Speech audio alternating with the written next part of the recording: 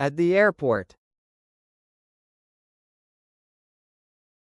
Hello everyone, and welcome to my channel. Let's learn English.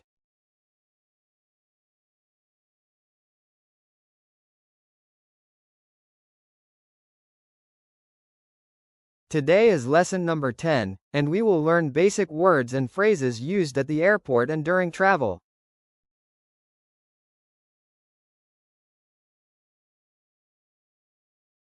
If you are planning to travel, this lesson will be very useful for you.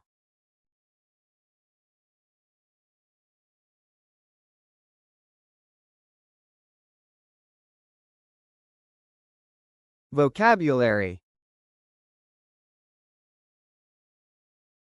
Passport. Ticket. Boarding pass. Gate. Luggage, baggage. Security check. Flight. I need my passport. Where is the boarding gate? Where is the check-in desk? I have a reservation. What time is the flight? Can I have a window seat?